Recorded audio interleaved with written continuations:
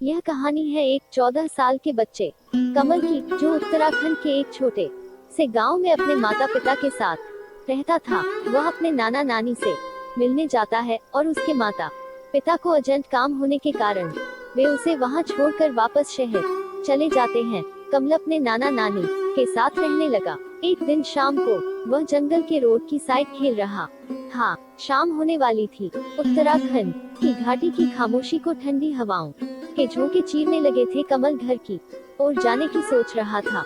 इतने में उसके पीछे वाली झाड़ियों में कुछ हलचल होने लगी, जिसने कमल का ध्यान अपनी ओर खींचा और वह बहुत ही डरावनी और मन को भयभीत करने वाली सी लग रही थी।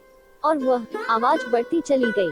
फिर उसे झाड़ियों की ओर से एक सफेद कपड़े पहने हुई औरत उसकी ओर आती हुई दिखाई देती है, जिसका कोई चेहरा नहीं था। और कमल उसके चेहरे को देखने की कोशिश कर रहा था, परंतु उसे उसका चेहरा दिखाई नहीं दे रहा था। उसकी डरावनी मुस्कान और उसकी बहुत अधिक डरावनी आवाज से कमल के पैर वहां पर जम से गए। कमल डर के मारे वहां से हिल भी नहीं पा रहा था। फिर वह औरत अचानक से पीछे मुड़ी और झाड़ियों के अंधेरे में गायब हो गई। कमल डर के मारे वहां पर खड़ा कांप रहा था। थोड़ी देर में वह होश में आया और घर की ओर भागने लगा। कुछ देर तक कमल को अपनी आंखों पर और जो देखी घटना पर यकीन नहीं हो रहा था और उसकी हालत खराब थी। रास्ते में चलते हुए वह यह सोच रहा था कि जो उसने देखी वह कैसे इसे बयां करेगा। फिर कमल घर पहुंच गया और वह उसके साथ हुई घटना को अपने नाना नानी को बहुत अच्छी तरह से सुनाने लगा। उसके नाना नानी उस घटना सुनकर हैरान होने के साथ साथ रोने लगे। कमल अपने नाना नानी के रोने को समझ नहीं पा रहा था। कुछ देर बाद कमल की नानी ने कमल को खाना खिलाया और उसके नाना बिना कुछ बताए घर से बाहर चले गए। उनके रोने और नाना के बाहर जाने के बारे में कमल को कुछ नहीं बताया। हालांकि कमल ने अपनी नानी से बार बार पूछा था। कुछ देर बाद उसके नाना घर वापस आ गए और कमल को गले लगा कर फिर से रोने लगे। उसके नाना ने उसे बताया कि जो उसने जंगल में औरत देखी थी वह एक छलावा है। छलावा की आत्मा जो अपना रंग रूप बदल कर शिकार करती है। वह आत्मा ने गांव के बहुत सारे लोगों को अपना शिकार बनाया है और इस बार उसने तुम्हें शिकार के रूप में चुना है। वह आत्मा जिसे भी शिकार बनाती है उसे वह पहले से ही दिखाई देती है। यह उस आत्मा की खूबी है। और जिसे वह शिकार के रूप में चुनती है उसे वह या तो गायब कर देती है या उसे मार देती है। वह किसी बहाने से उस व्यक्ति को जंगल की ओर बुलाती है।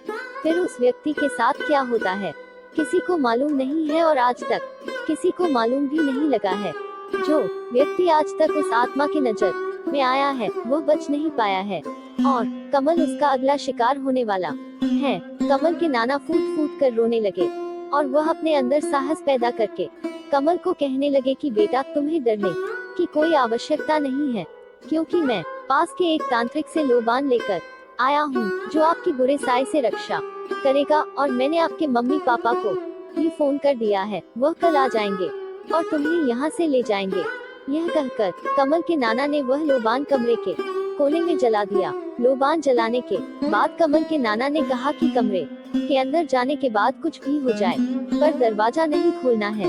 यह कह कर नाना ने दरवाजा बंद कर दिया और फिर कमल अंधेरे कमरे के कोने में बैठ कर रोने लगा।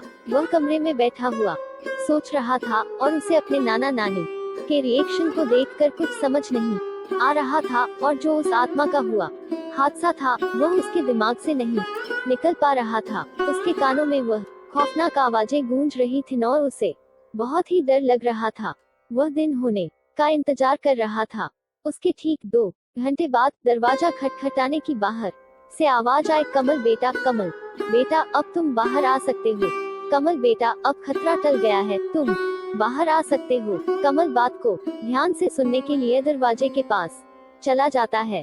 फिर उसे नाना की बताई हुई बात याद आ जाती है कि कुछ भी हो जाए परंतु गेट नहीं खोलना है। इतने में कि उसके कमरे में से बहुत गंदी बदबू आने लगती है। फिर उसने अचानक से पीछे मुड़कर देखा तो वह बदबू उसी लोबान से आ रही थी।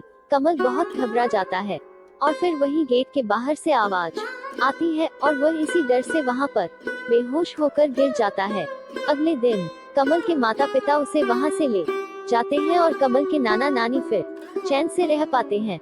उन्हें ऐसा लगता है कि वे कमल को मौत के मुंह से बचा लाए हैं। कमल के साथ घटी उस घटना के बाद लगभग 1 साल बीत जाता है।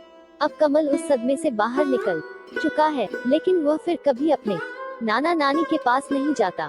हालांकि उसका अपने नाना नानी से गहरा लगाव है, परंतु उसके घर वाले मानते हैं कि वह अभी तक पूरी तरह से ठीक नहीं है।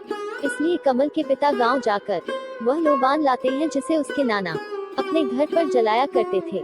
कमल के पिता इसे अपने घर में प्रतिदिन सुबह जलाते हैं। फिर एक दिन अचानक कमल की नानी का फोन आया और उसे बताया गया कि उसके नाना की तबीयत खराब है। उसने तुरंत अपने माता पिता के साथ उनके पास जाने का निर्णय लिया, लेकिन जब वह वहां पहुंचा तो वह साया अभी भी उसके ऊपर छाया हुआ था। एक दिन किसी बहाने से कमल जंगल की ओर चला गया और वहीं उस आत्मा ने उसे मार डाला। यह कहानी काल्पनिक है, इसका वास्तविक जीवन से कोई लेना देना नहीं है। धन्यवाद।